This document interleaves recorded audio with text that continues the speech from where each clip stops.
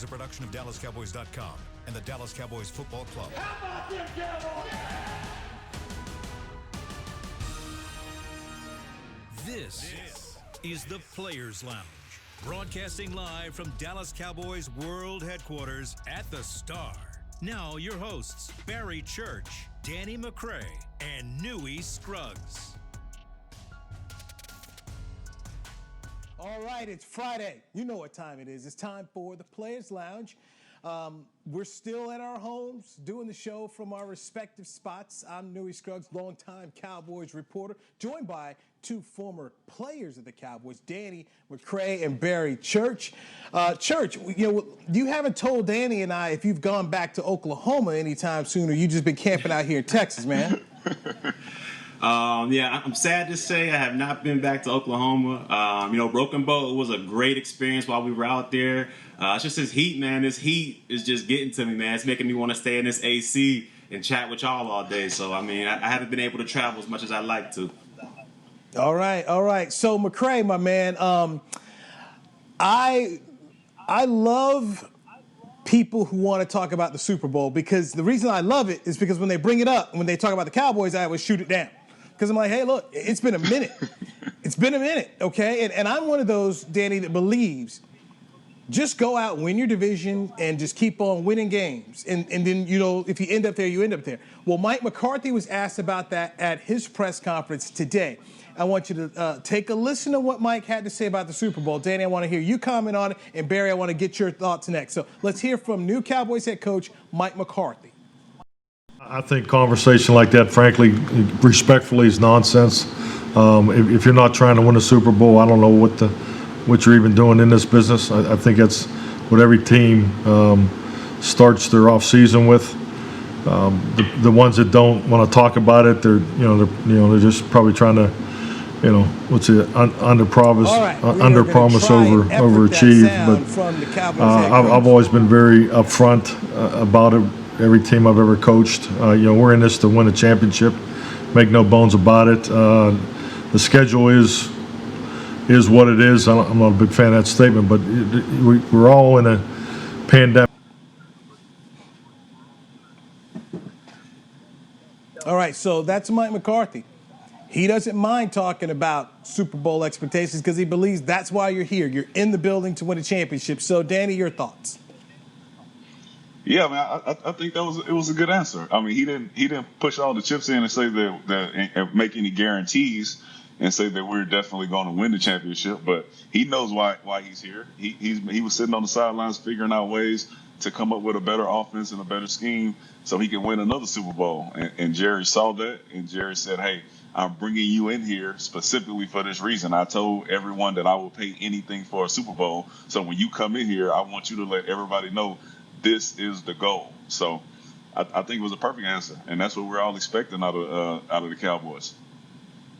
Sure. Look, we all know when you come coach for America's team, the Dallas Cowboys, what the expectation is. The expectation is to get to the Super Bowl, make Super Bowl runs, plural Super Bowl runs, and get to the playoffs and win divisions. But we've all seen what happens when you count your chips or you count your wins before you actually went out there and got them. The past 3-4 years, we've all been Super Bowl champions on paper, and we've seen that come to fruition, none at all. So I think you can get in a little bit of trouble when you're already talking about, the goal is to win a championship. And he should have started off by saying, the goal is to win games, win the division, win some playoffs, and then maybe get to the Super Bowl. Because we all know what the expectation is when you come here is to win Super Bowls, but you can't put all your eggs in the basket at once.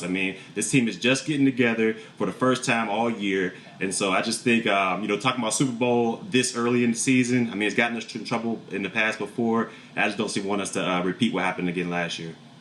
Church, I want to stay with you because in Jacksonville, you played on a team that went to the AFC Championship game, had a lead in the second half against the Patriots. You don't win that game, and then the next year, there are a lot of people saying this year Jacksonville steps through, they go win the Super Bowl. It did not happen. In fact, the Jags fell apart. So you tell me, what is that like from the standpoint of having everyone talk about it to kind of sneak it up on some folks?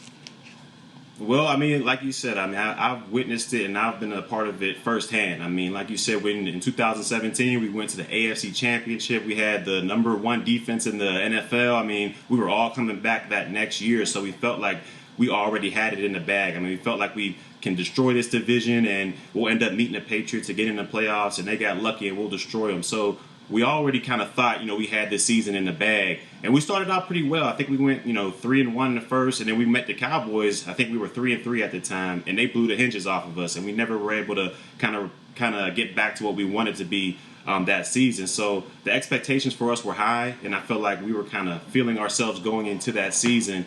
And it wrecked our season. I mean, it started at the top, the leadership, myself, Calais, all those guys at the top. We kind of, felt ourselves. We felt like, we had a great defense and we can take over this league like we did last year. And you got to change and you got to evolve each and every year. So hopefully the Cowboys are able to do that. They're able to evolve from what they did last year and make some little quick tweak changes to their offense and defense, because people are going to pick up on what they did last year, especially these defense and offensive coordinators. They watch film like everybody else, so they'll be able to pick apart what the strengths and weaknesses are. So you just got to change up a little bit. But I'm excited to see what McCarthy has in store for us this year.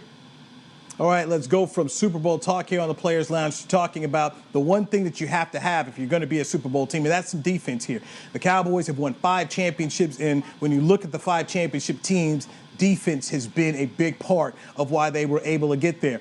I was excited about Gerald McCoy being a part of the Cowboys defensive line, a defensive tackle, getting bigger. Gerald McCoy this week ends up tearing his quad. They cut him. He's not on the team anymore. So just that hole, trying to fill it. Danny, you start with this here. What's your concern? My concern is the same as it's been for all the teams, and especially us, without having a true offseason and having to worry about guys going down like this. I seen the video of it, and it was just a normal play, a normal drill that they were going through, and he goes down, and your first thought is, this is what we're talking about, right? Those soft tissue injuries for guys who haven't been able to get into that real football shape. These things are happening. So for us, I just think that we need to make sure that we have some depth. So good thing we have Poe, we have Crawford, but I don't think we can sustain many more of these injuries. So we just need to make sure that we're able to stay healthy, because we expected big things out of McCoy. And now he is a big hole to fill. So some of those young guys like Tristan Hill, they said, are having good practices. He's going to have to step up in real game time and make some big-time plays. Yeah, I believe that McCoy injury was a hurt to the depth more than anything with the Cowboys. We know defensively, offensively as well, they're talented immensely across the board. So when you lose a guy like McCoy, that hurts your depth, because he was supposed to go out there and be a starter, and not only a starter but a leader out there for this defense. There's a lot of young parts to this defense, and just having a guy like that can lead your defense into battle each and every Sunday would have been amazing. So for him going down that way, it's just going to have to force, like McCray said, it's going to have to force younger guys like Tristan Hill to step up. And last year, we know he was in the doghouse. Marinelli didn't really want to play him that much, but hopefully he's able to mature a little bit more and grow a little bit more in this offseason, and he'll be able to step up in McCoy's absence, because the Cowboys are going to need that. I mean, they're going to need him to step up. Hopefully, I mean, the reports of Aldon Smith out there are off the charts, so hopefully he can step up as well. But if you can generate a great pass rush and you can stop the run with that front four, I mean, it makes the job so much easier for the secondary and the rest of the defense. So we're going to have someone step up into place for McCoy, and I believe that's going to have to be Tristan Hill. So hopefully he's up for the task. Okay, this is why you two guys, I love having you on the show, and I love doing it with you, because you've been in the locker room and you understand exactly what has to happen. So I'll start with you on this one, Danny. Who gets to Tristan Hill to talk to him about how he is needed? That, the reports last year that he fell asleep when they had guest speaker Isaiah Thomas come around, that he was in that doghouse with Rod Marinelli, that he wasn't taking football as seriously as they needed him to be. Who's the person in the room or persons who talk to him and let him know, hey, man, you got to grow up. We need you now. I'll tell you this, man. I'm gonna give him a little slack for last year, because he went through some of those normal rookie things that I've seen a lot of rookie guys go through in their first year. It's a whole different playing field. You got a lot of money. There's a lot of stuff going on. You finally reach celebrity status, right, in a town like Dallas. So it's easy to get lost in that. I think he was able to refocus himself, and the things I'm hearing about him so far have been great.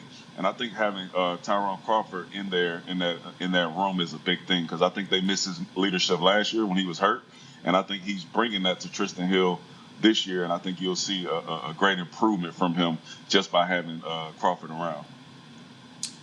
Yeah, they're going to need a great improvement from Tristan Hill. I mean, like you said, last year he was going through those, rookie struggles a little bit here and there. But guys like Crawford, guys like Sean Lee, guys like, DeMarcus Lawrence, they're going to have to get in this guy's ear, and they're going to have to show him how to be a professional. I mean, falling asleep in meetings, like McCray said, we've seen that in the past. But it's your turn to step up and be that focal point, or be that, kind of focal point. Like I said, on the defensive line, you're going to have to generate pressure and production that was lost from McCoy. So hopefully those veteran guys in the locker room can get with him, show him how to break down tape, show him how to be more professional when it comes to playing in this league. Because if not, you'll be out of this league quick. I mean, you know what it stands for, NFL, not for long. So hopefully those guys can, get in his ear, get him going in the right direction. And so far, this camp, we've heard some good reports about what he's been able to do. So hopefully that can keep going, and because they're not going to need him. They're going to need that depth piece for this defensive line.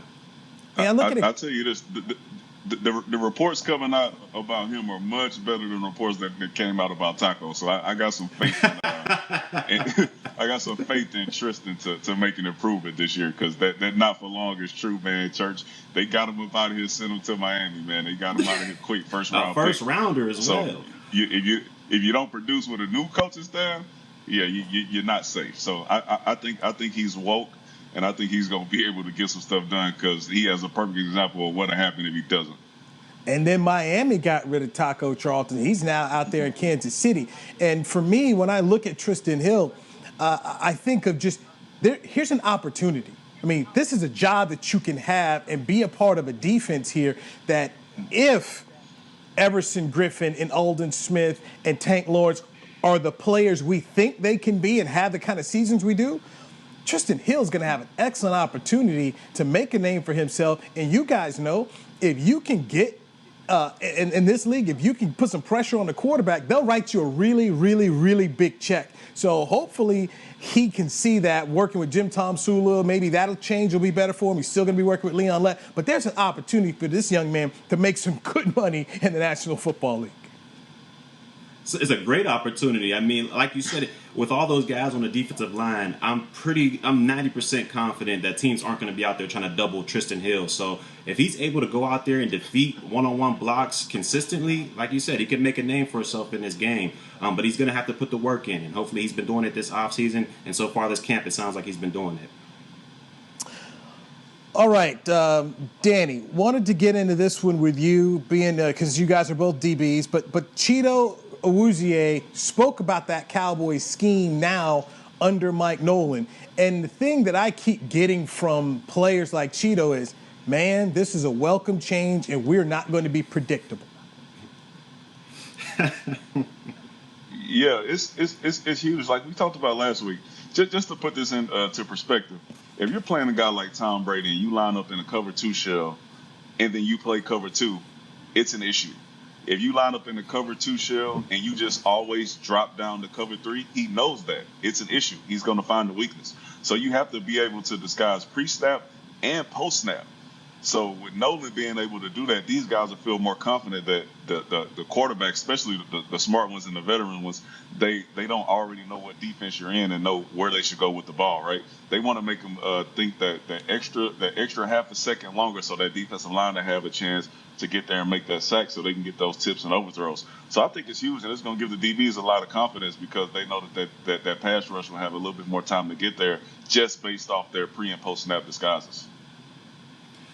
Yeah, disguise will be huge coming up for this season. I mean, no disrespect or anything to Coach Marinelli and his system, but I believe it was kind of vanilla when it came to disguising. I mean, everything was pretty much out of that 2 shell. Now, it can work against, younger quarterbacks and quarterbacks who haven't really seen that much defense. But when you're going against the Aaron Rodgers and Tom Brady's of the world, they'll pretty much dissect that defense because they know pretty much one of the safeties are going to come down into the box. So disguising your defenses pre-snap can basically that you're winning half of the battle if you can get your quarterback to not know what defense is in pre-snap. So Cheeto was right about that. Having multiple looks and multiple schemes will help this defensive line And but Craig, you were also right when it comes to the defensive line. If they're not producing and beating one-on-one blocks like we think they will be able to this season, disguising that defense and having that quarterback just hold the ball an extra tick, just hold the ball an extra second, make him pat, make him look around through all his reads, giving that defensive line extra time to come in there and create havoc, which we know they can, will be huge for this defense. So going forward, if they can keep this disguise going, keep this multiple defensive looks going to confuse quarterbacks, giving their secondary more time back there or giving their defensive line more time to get to the backfield, it will be immensely huge for this defense. And we'll see what happens when the season creeps around. Barry, it's no disrespect to Rod Merrily. This is just the truth. Guys knew what was coming. And the Jet game, to me, was the biggest indictment on why this defense needed to change, because Sam Darnold had been out a month with mono, and the Jets were just throwing in different quarterbacks, and they had problems. Here comes Sam, 1 month out, and steps onto the field at MetLife Stadium against the Cowboys and had a fantastic game, and then afterwards said, well, it's the Cowboys. We kind of know what they do, which in his way was, dude, it wasn't hard. We figured it out. And then we saw Mitchell Trubisky on that Thursday night with Chicago, and he looked like a real quarterback. I mean, it was just so sometimes I just said, man, this thing has to change. And I'm just happy to see they got Mike Nolan in here, and they're going to make some changes. And you clearly hear the players who respect Rod Merrill, because that's the thing. Everybody respects him. But your stuff can get old.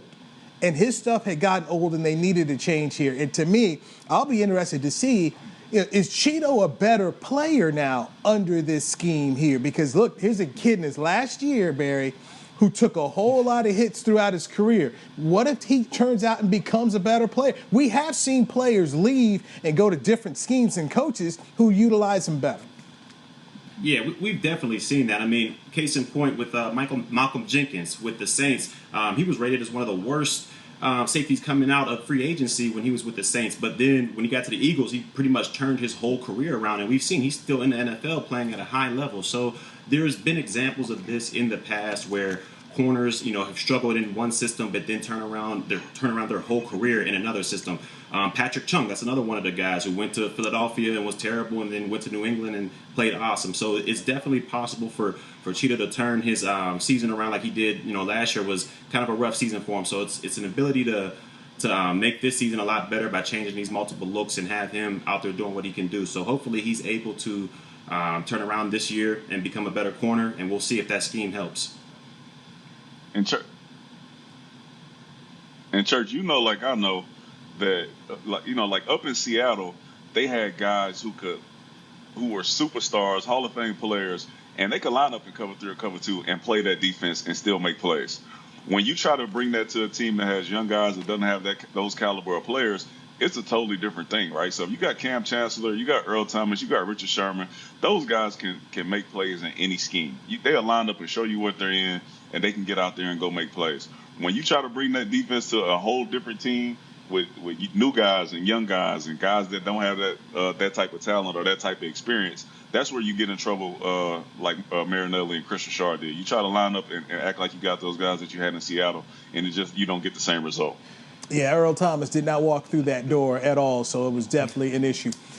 We need to take a break, but still to come here on the Players Lounge. Let's dive a little bit into Hard Knocks, because the Rams and the Chargers are there. The Cowboys are going to face the Rams first game of the year. That's supposed to be out at SoFi Stadium in Inglewood, California. And also, John Fossil with some interesting takes on why he is sold on Greg Zuerlein, who did not have a good year with the Rams last year, why he thinks he'll have a very good season for the Cowboys. That's to come on the Players Lounge right here on Dallas Cowboys Radio.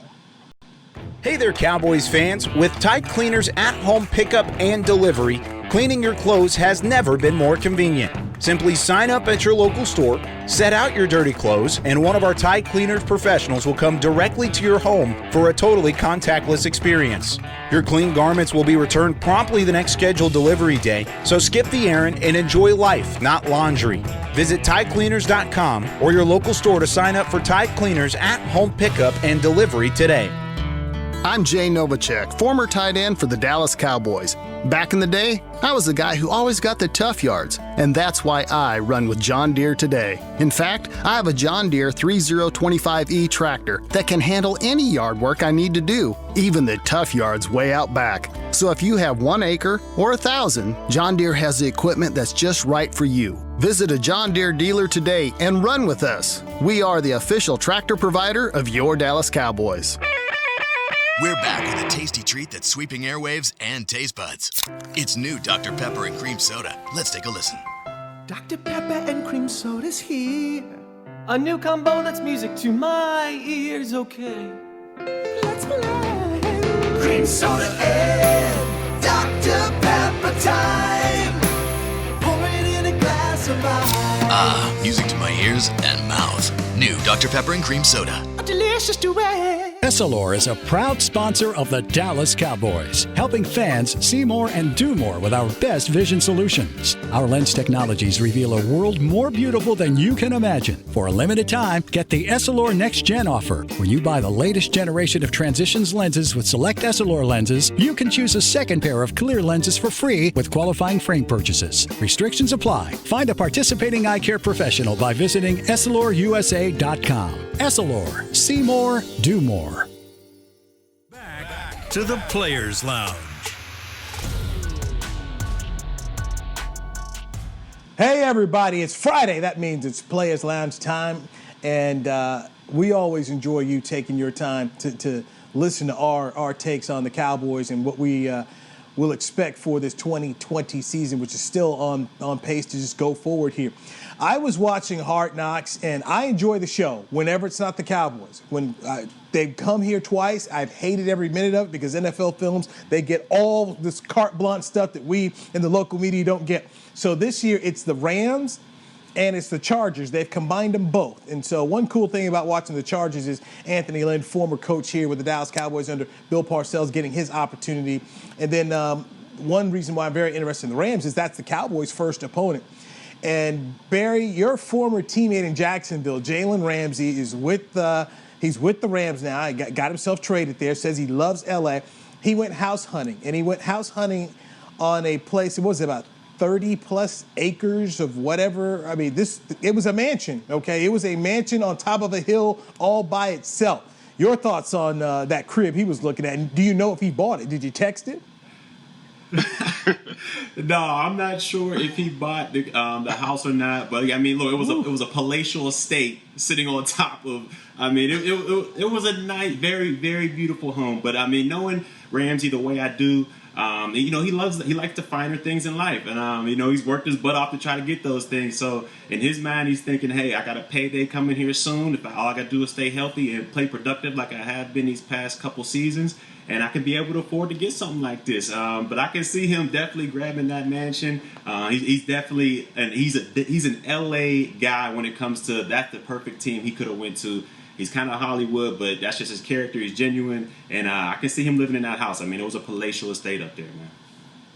Who was that real estate agent, man? They did some research on the dude. They had Yes. everything that he ever thought of in there. They had everything he needed. I mean, the pictures of his kid, this picture of his kids there. I mean, that was, that probably, just looking at it, that probably cost $1,200 to stage all of that specifically for him. The way they had that thing lined up, and it made me think of how much money, how much of a commission is this real estate agent possibly going to get off this home if you're spending that kind of money to stage that home? I mean, they did their research. They had the kids' pictures in there. I mean, they're trying to get this sold as soon as possible. I mean, they did all their research on him, and I guess he's a high-profile client, so they spent the money to hopefully get the money. You know what I'm saying? Well, look, they knew they was going to be on TV too, so they got some free pub on HBO for that. This is true. Now, for me, the big thing I wanted to know is, okay, where was the home in proximity to where they practice, where the practice facility is going to be? because you guys know just right here, living in Dallas-Fort Worth when you play for the Cowboys, where you guys live by the practice facility. They don't live by the stadium. The stadium is over by LAX in the Inglewood area, but the practice facility, and plus because the Rams have been building it and working on it because the stadium's not done. So that to me is going to be the interesting thing, because LA traffic is no joke. I mean, it is the challenge of it. Here's how much of a challenge it is. Kobe Bryant, who lived in Orange County, took a helicopter to go to games. I mean, you got to make sure you live in an area that's close by, or you could be looking at a 2 to 2.5 hour commute just to get to work. I mean, and that was the mistake I made. Well, not really, because when I first played for the Cowboys, they were in Valley Ranch, so I lived in Las Colinas. But then that last year, they decided to move over to Frisco and to the Star, so my commute in the morning was a good 40 minutes, and I like my sleep, so I had to get up extremely early, and so that's one of the things a mistake I made. Make sure you live near the facility, because you might find nicer houses elsewhere, but that commute in the morning when you're tired and you got to go to a full padded practice, it's just not it. It's not worth it. Add that in there, because I know a lot of coaches who used to live in the South Lake area. Guys like Sean Payton lived over there. Brian Stewart lived over there. Todd lived over there. So a bunch of guys lived in that area. And now no one lives in that area because of what you spoke about. The Star over in Frisco. Guys going to live by the headquarters. So now guys, they live over in Frisco and McKinney. They live in Collin County. Nobody lives over in Tarrant County anymore. It's just a big difference. And I know Jason Witten had struggled with that because he lived out over in that area, and it was a challenge to get there to the Star at Frisco, and then you got to pay all those tolls. So it matters. So it's something you definitely have to look out for. McCray, when you're looking at Hard Knocks, what do you try to pick up on as you think there could be some clues for the Cowboys as they get ready to face these Rams on the first game of the year? They're not on these episodes. The first 2 episodes, they're not hitting at all. Yeah, I'm not gonna lie to you. Like when I used to watch it, I would potentially try to look for some stuff that maybe that they would run, but HBO doesn't show much of schemes and terminology and talk and showing you what they may be running when the season comes. You could get a look at some players, but most of the time they're showing star players or they're showing rookies who are on the bubble trying to make the team. So you really just don't get much out of the HBO Hard Knocks show from a scouting perspective. But I think it's always interesting to see how the stars live their lives, and then how you can tell how different that is from guys who are trying to make the team as rookies or second-year players who are fighting for a roster spot. Aaron Donald looks good. You got to admit that, man. That guy looks really good. He does not look like a defensive lineman. No, he does not. Not at all. How do you guys think the Rams are going to be when you consider the fact that they got rid of Todd Gurley, they got rid of Brandon Cooks, the offensive line still has some question marks here. I mean, this is not the team that went to the Super Bowl 2 years ago. It's a totally different football team. And the last time we all saw the Rams, they came to AT&T Stadium and the Cowboys laid it on. Yeah, I think this Rams team's gonna struggle a little bit this year. Like you said, they lost Todd Gurley. They lost Brandon Cooks, who was a deep threat. Yeah, he missed a lot of games, but he was able to take the top off of defense. So a secondary was always going to have to kind of key on him to make sure they didn't get past him. They got Robert Woods over there and Cooper Kupp, but those are kind of they're more intermediate route runners, possession type receivers. I don't see them going over the top as much. Defensively, I feel like they have a pretty solid defense over there, and that can present some problems for teams. But offensively, I just don't think they have any juice this year, and I think that first game coming up to the season, I think the Cowboys are going to put it on them pretty well. Yeah, I got the Rams fighting really hard for third place in their division with Arizona. Jared Goff is still their quarterback. They lost the deep threat, even though he was hurt last year. He's a guy who could stretch the field, so they don't really have that. They depended on Robert Woods for the back half of the season. And, he's a jet sweep guy, like Church said, and Kupp is a guy who can make some explosive plays, but not as consistent as stretching the field as a Brandon Cooks. So with Goff as your quarterback, you don't have the same running back, and now you're down your deep threat at receiver. I just think they're going to struggle. And then you got teams like Arizona coming up, and Seattle is always who they are, and then San Francisco just came off the Super Bowl run. So I think they're going to be fighting for third in that division. So you say Goff. The way you said Goff twice, you didn't go all the way, which is you're not impressed with him. You're not sold on Jared Goff. Impressed. Sold. I told you he was on my fantasy football team last year. I lost all hope in Jared Goff. He's battling right now with Kyler Murray. He's battling with Kyler Murray, and I think Kyler Murray is the better player. I just didn't want to give him all that, before the season started. But I honestly see Jared Goff being the fourth best quarterback in that division. Okay, so let me go with you there. Is Jared Goff a system quarterback in your opinion? And when you say system quarterback, your mindset thinks of kind of like Texas Tech through the years, where it's you got to have all these other pieces around him. That is really something you could put on the quarterback. I wouldn't say system. I would say he's a front running quarterback, right? So he was balling when they had Ty Gurley and all those guys who could make those plays around him, but the running game was crazy, right? He was getting crazy yards on screens from Ty Gurley. Ty Gurley run up the middle for 10 yards. Ty Gurley screen for 40 yards, and that opened up a lot of stuff. So I don't think it was necessarily him just having a whole bunch of pieces around him. He had Ty Gurley to help him out. Well, for me, go ahead, Nui. Go ahead. I'm sorry. No, Church. I want to hear what you have to say. For me, without a question, I think he's a system quarterback. I don't think he's terrible or anything like that. I just think he's a bona fide system quarterback. I think he needs pieces around him, receivers, a good offensive line, and a running back to get the most potential.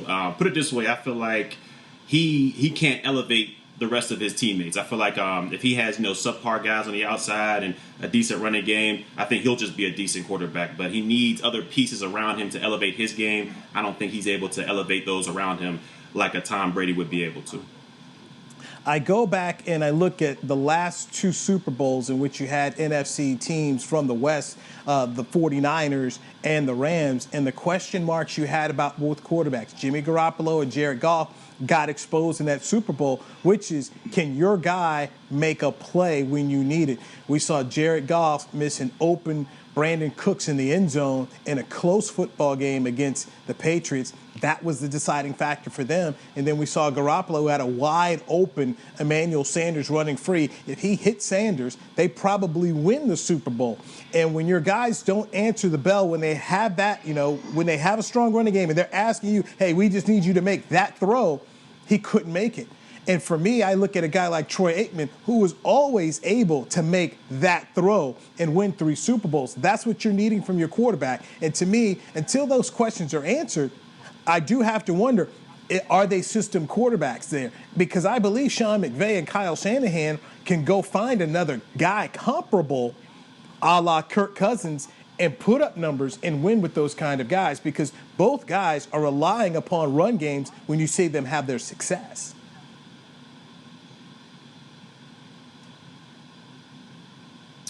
Yeah. No, you got it, Church. You go ahead, Danny. Go ahead. Yeah, I'm just not sold. No, there's nothing that you can tell me about that. No, look. I agree with you. I think that. Look, okay. Can we just? I'm just straight up being honest here.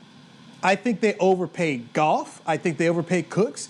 And as much as I love Todd Gurley, the player, I would not have given a guy who had that type of injury a second contract like they did. Had they waited just 1 year, okay, just 1 year on all those guys, because they didn't have to pay them when they did. Had they waited 1 more year, they would have never paid those guys. So the players should be thanking their agents that they got those deals.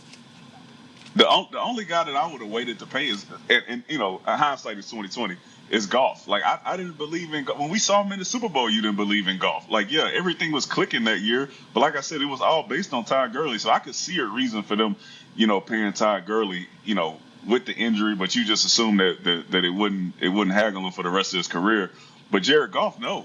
And Brandon Cooks had just come over from another team. So, yeah, you could wait on him as well. But Jared Goff should have been third on that list. They should have took the Cowboys route and paid the quarterback less. And Goff had, I think he had 2 more years left on his deal when he got that extension. So it's like, like you guys said, I'm confused. If they would have just waited 1 more year, they would have not, paid him. They would have saw the type of production he is. And like I said, I believe he's a system quarterback. So they would have used that money to put better pieces around him.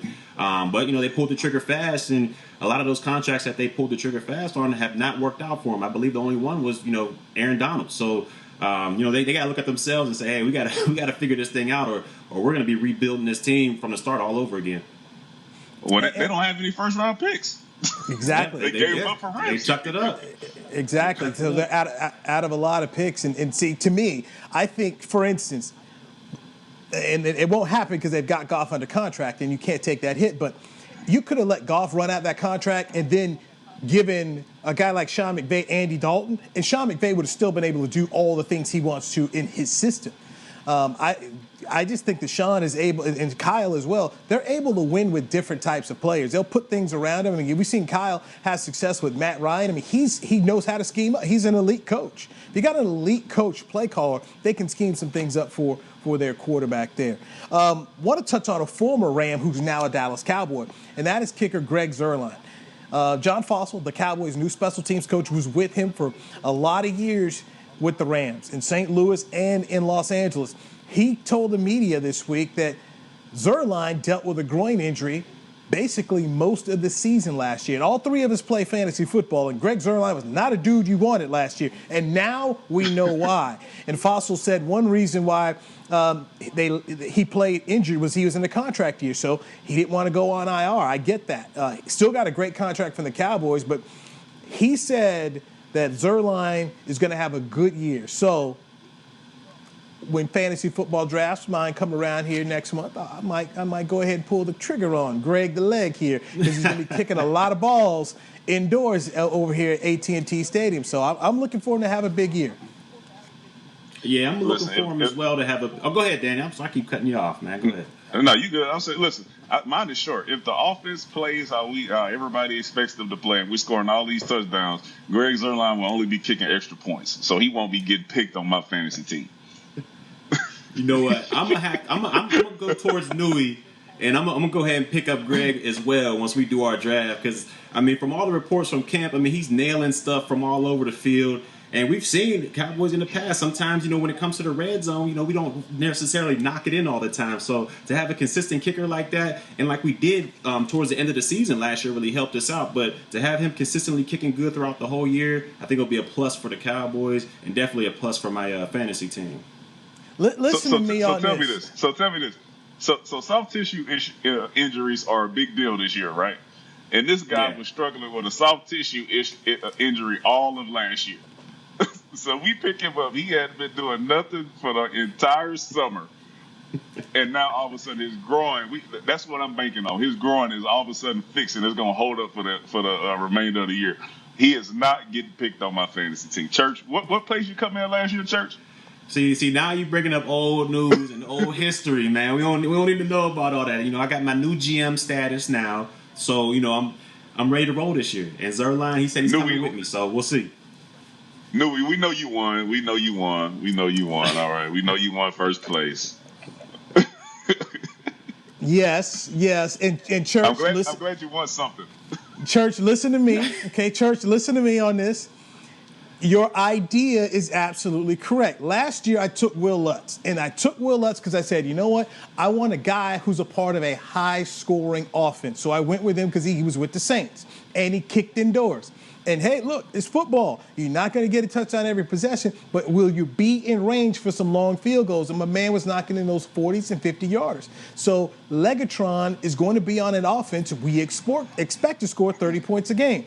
And he's a guy who, because he was hurt last year, you could possibly wait till almost the last pick in your draft and get the guy while everybody else is trying to go get Will Lutz and other dudes who scored high points early. So go ahead and be smart and be like me and start looking at Legatron, okay? You listen to me or you listen to McCray? Wait a second. When did I must be missing something. When did Legatron, is that his nickname for real?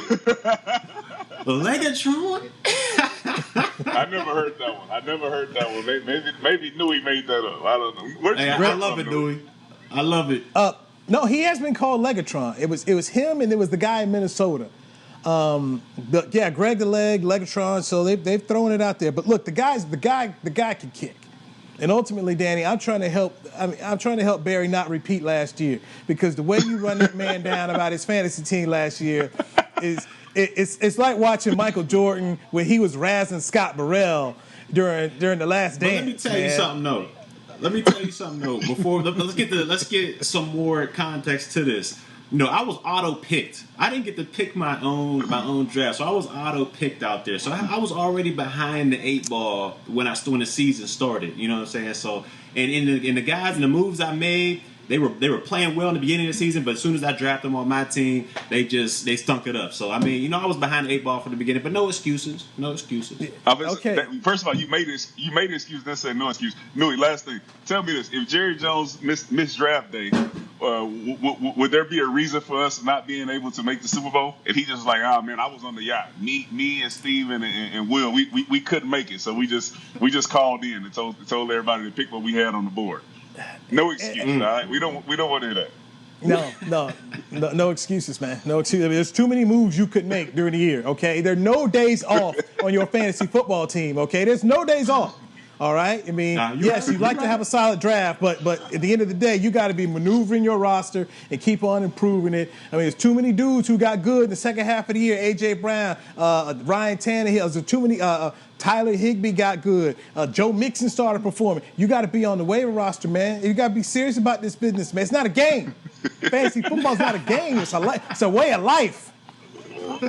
I'm gonna switch it up. I'm gonna switch it up. I'm gonna dedicate myself to being the best GM possible for Team Iglesias, and we'll see what happens. All right, we must take another break, but I want to get into the Cowboys' defensive ends here. Aldon Smith and Everson Griffin, and what we're hearing so far from camp. This is the Players Lounge on Dallas Cowboys Radio. Hey there, Cowboys fans. With Tide Cleaners at-home pickup and delivery, cleaning your clothes has never been more convenient. Simply sign up at your local store, set out your dirty clothes, and one of our Tide Cleaners professionals will come directly to your home for a totally contactless experience. Your clean garments will be returned promptly the next scheduled delivery day, so skip the errand and enjoy life, not laundry. Visit TideCleaners.com or your local store to sign up for Tide Cleaners at-home pickup and delivery today. We can't wait to see the Cowboys back on the field, and we can't wait to pack AT&T Stadium to watch them play. When that time comes, SeatGeek is the place to get all of your tickets. Plus, tickets to the hundreds of games, concerts, rodeos, and other live events we'll all be able to enjoy again soon. Every SeatGeek purchase is protected by a buyer guarantee, which means you'll get your money back if your event is canceled. Guaranteed. SeatGeek. Let's go. Ladies and gentlemen, it's that time again for Tailgating with the OtterBox Boys. OtterBox, the company that builds wildly overprotective phone cases? The one and only. But cases are just the start. OtterBox is the official outfitter of tailgating. If they can keep my phone safe, what can they do for my parking lot party? How about protecting your beverages from suboptimal drinking temperatures with their elevation tumblers? And OtterBox elevation tumblers come in 3 sizes, a 10-ouncer, a 20-ouncer, and even a 64-ounce growler. Check out all the colors and sizes of their elevation tumblers at otterbox.com. It's football season, and when you're tailgating with your friends and your family, you want the best meat on your grill. Pettigene Meats makes the best hot dogs, the Pettigene Griller, or the all-beef Franks will score. To complete that tailgate meal, Pettigene Meats has hickory smoked sausage, hot links, Polish sausage, and the best hickory smoked bacon and ham around. Available at your local retailer. And a proud sponsor of the Dallas Cowboys. It's Pettigene Meats. Taste the difference. Back to the Players Lounge.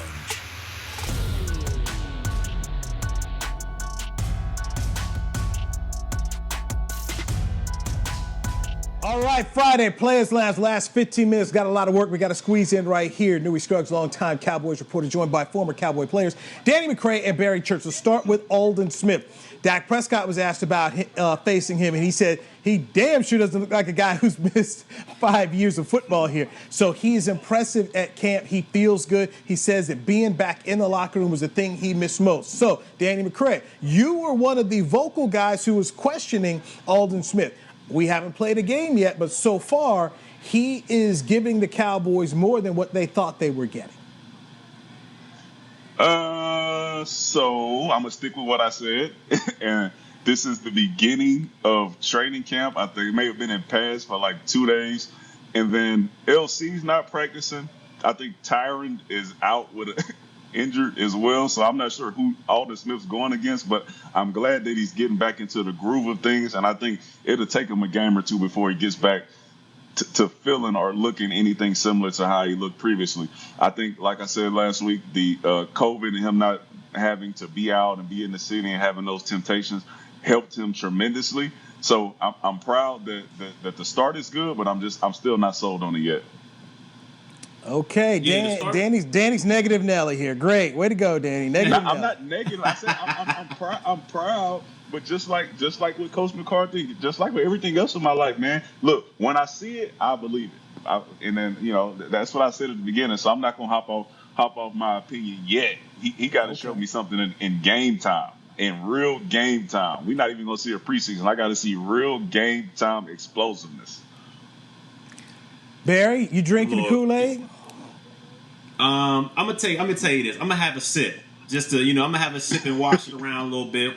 Just see how it really tastes. But, from the reports we're getting from camp, I mean, everything sounds amazing. I mean, he looks explosive out there. He's turning the corner. His bend is unbelievable. And like you said, you've seen guys are saying it doesn't look like he's taking, 5 years off from being a defensive end. But like Gerald Mccoy used to always tell me, man, everybody looks good in shorts. It's when you put those pads on. And yeah, they had a padded practice here and there, but like you said, he's not going against Lyle Collins. He ain't going up against Tyron Smith right now. So I got to see in an actual game when the lights are on, pressure's on, the defense needs him to step it up. I want to see what he can do then before I go ahead and drink the full cup of tea right there. But and also, I mean, we got to see what if he starts having success, and like Danny said, the temptations start coming around. So hopefully he's able to get all those past demons out of his psyche, and he's able to go into this season fully focused and fully prepared. Because from the sounds of it from camp, he seems like he's having an explosive beginning to the camp. Let's just hope it carries over to the regular season. Here's so much of the positives that I've gotten out of Aldon Smith is, for years, that hope people have had with Randy Gregory, and they didn't really get to see it, that Aldon Smith could actually do what you were hoping Randy Gregory could do, which is get yourself back here, be in a frame of mind. And the one thing he has that Randy doesn't, he's got a lot of experience in the National Football League. And he did go against Tyron on some reps, and he's made some plays, and he had one tipped pass of a Dak Prescott throw that he almost intercepted. So far, it's almost like CeeDee Lamb in terms of what you were hoping for, so far you're getting. And while Danny can be negative Nelly on it, I think I'm with you, Barry. It was might as well, let's take a little sip, let's enjoy it, and let's see where it goes. Hold on, wait, what? So how come I got to be negative just because I didn't buy into he's going to be like the guy that he was before he, had his issues and was off the field? That don't make me negative. I'm just being realistic. I played the game, and 5 years off and going into a practice and knocking down the ball or beating somebody on the pass rush does not equate into who you were before, which was a complete monster on the field. Okay. I'm gonna let you have that, man. You feel good? You feel good? I'm gonna let you have that. I'm praying for him, man. Listen, I want him to fight his demons. I'm praying for him just like I prayed for Josh Gordon, man. I want those guys to come back and be the comeback story so they can write a book and have a New York bestseller. I want him to win, but I'm realistic, and he has not done anything yet. Like we're not into real football yet, so I'll just wait. Okay, you're going with the old Bill Parcells line. And he used to say it here when he coached the Cowboys. All I can go by is what I see. So you need to see more. Okay, that's fair. That's fair. Respect it. Everson Griffin, on the other hand, who signed with the Cowboys, we have seen him last year. We saw him close on Sunday Night Football in that Vikings-Cowboys game. I was surprised when I read he turned down $43 million. He had that due to him, and he opted out of the contract. That I don't understand, but hey, he's with the Cowboys on a one-year, $6 million deal. When guys are playing for money like that, could we expect that maybe that the Cowboys get a Robert Quinn-like performance from Everson Griffin, who's trying to, get on the market next year? And if Tank Lawrence bounces back to what he was 2 years ago before last year's 5-sack performance, that maybe he has a Robert Quinn-like year and can put up double-digit sacks. Danny? Yeah, I think, when guys come in and they're playing hungry and they plan to get into free agency and get that big payday, I think they usually play better. That passing up $43 million is a little concerning to me, because now I'm like, is he really playing for money, or is he just like, I don't really need it, I'm just playing for the love of the game? I'm a little confused. But I think that him and seeing him as a player over the past few years, I think he's going to be that same guy, money or not. He's just one hell of a player. He has a high motor and he can get to the quarterback. I don't think him wanting to get paid or not being able to get paid is going to change any of that. I think he's going to be a great football player like he's been for the last few years in Minnesota.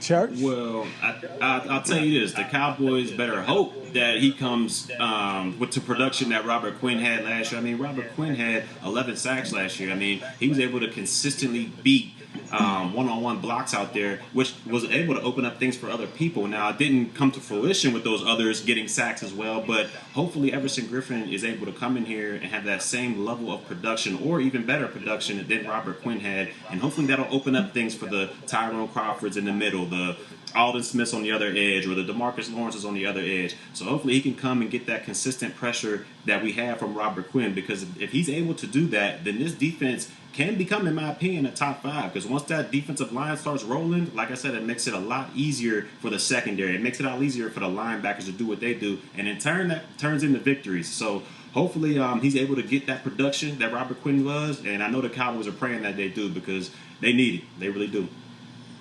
Tell me this, Nui and Church. So, Nui, do you know the deal that he passed up? Like how many years it was for 43? I don't know, but it was opted. I mean, he opted out of it. I mean, that was the thing. It was on the books for 43, and I don't know if it was for 3 or 4 more years, but he opted out of that deal to test free agency, and I guess he thought he was gonna get a monster contract. I'd also read one place where they said, well, maybe the Vikings were going to cut him and try, but I don't. All I know is, man, 43 mil, 10 mil a year in this league. That's and you're 30 plus, okay? You're 30 plus. It's not like you're 28 years old or 29, but maybe he thought, hey, look, man, he saw Tank get 20 mil and thought he could opt out and then somebody's going to give him a bag. But you think about him and Jadeveon Clowney both making really bad decisions and gambling on themselves here, because I know this is a league that normally pays, pass rushers, but they decided that they weren't. Nobody in the league paid him his number, and Clowney is still out there right now trying to get a job at his number. Yeah, it's super confusing on the Everson Griffin part, because like you said, I mean, 40, they gonna have to cut me. Like if you got $43 million and it's already on the books, like I'm not searching for no free agency trying to get more. I'm like, man, y'all gonna have to cut me or something like that, because I'm gonna take all this 43. So maybe he, like you said, maybe he was in like a Clowney situation where he thought, man, if I get out of here, I might be able to hit a 3-year, something crazy, like 3-year 50 mil or something like that to get his, or 60 mil or something like that to get that 20 per year. And that's the only way I can think of passing up 43. And I just think he made the wrong move. But, hopefully he's able to produce for our Cowboys and we can get some victories off of it. In a pandemic, that's the other thing. You opted out of a deal in a pandemic. The salary cap's going down next year. Okay, they've already told us it's going down. Prices, it's going to be like that little Walmart yellow sticker, the rollback. The league has told all the players and agents there's going to be a rollback.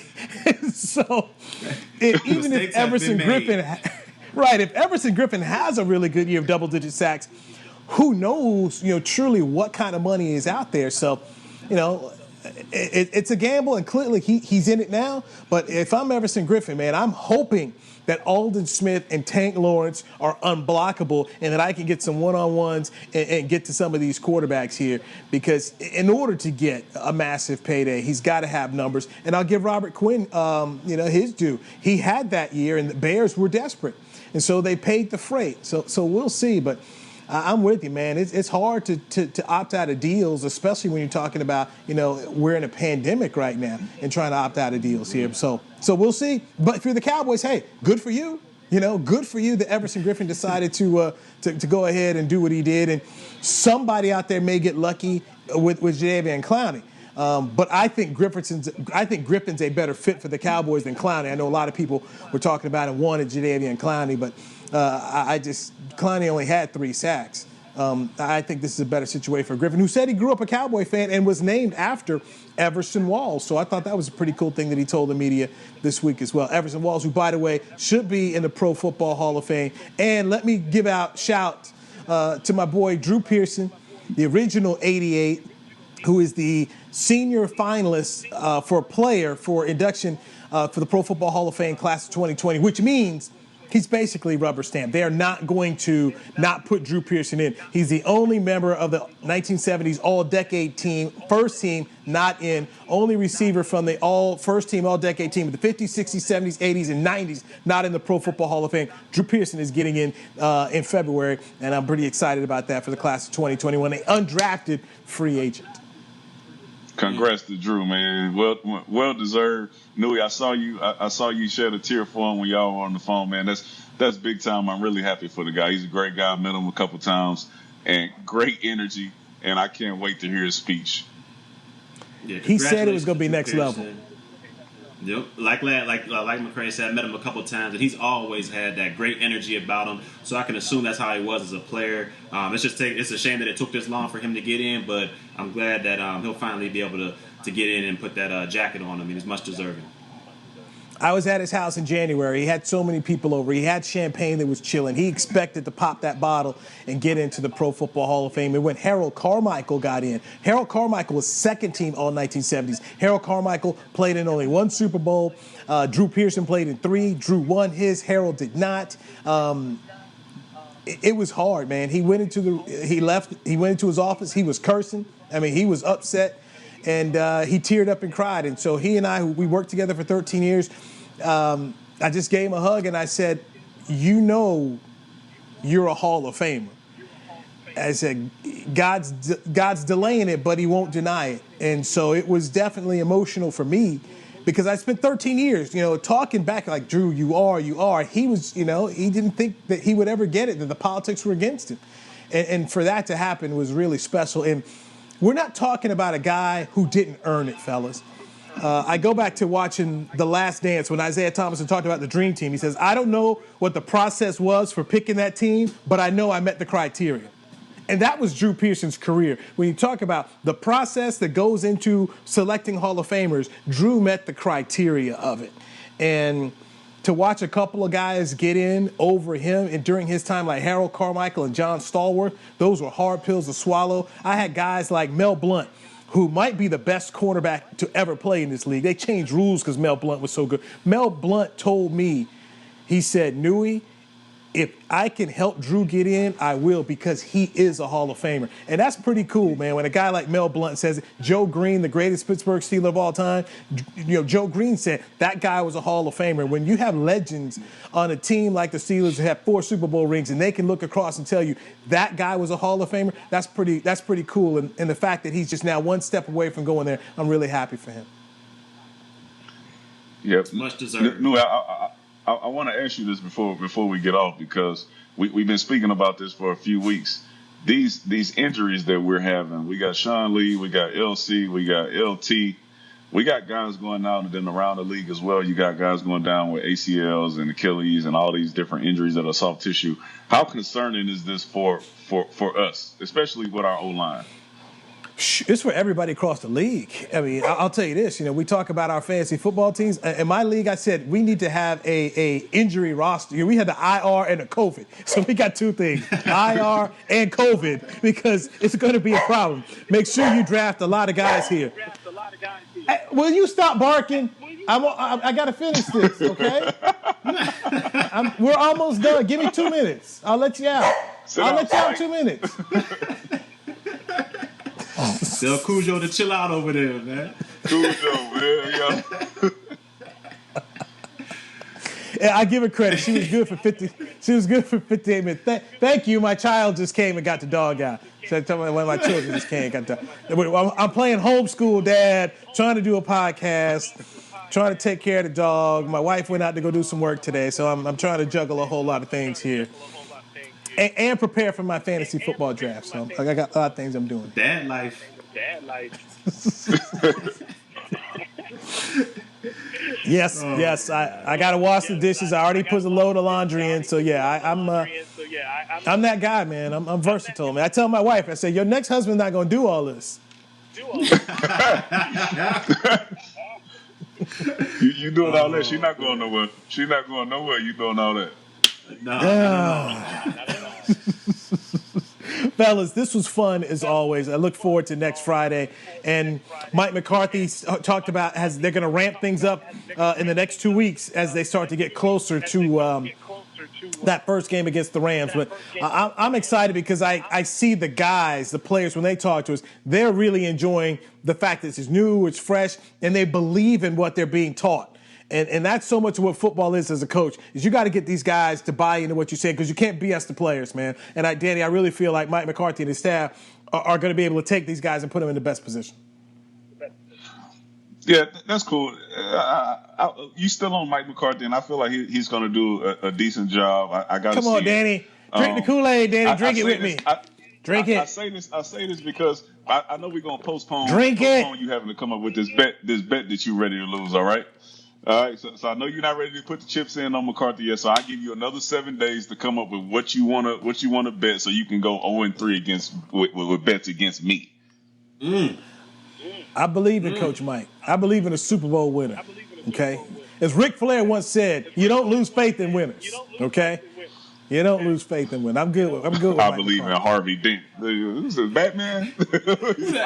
We shall see, man. We shall see. All right. He's Danny McCray. He's Barry Church, 2 former Cowboy players. I'm Newey Scruggs, longtime Cowboy reporter. We appreciate you checking out the Players Lounge. We'll talk to you next Friday at 11 a.m. Central right here on DallasCowboys.com.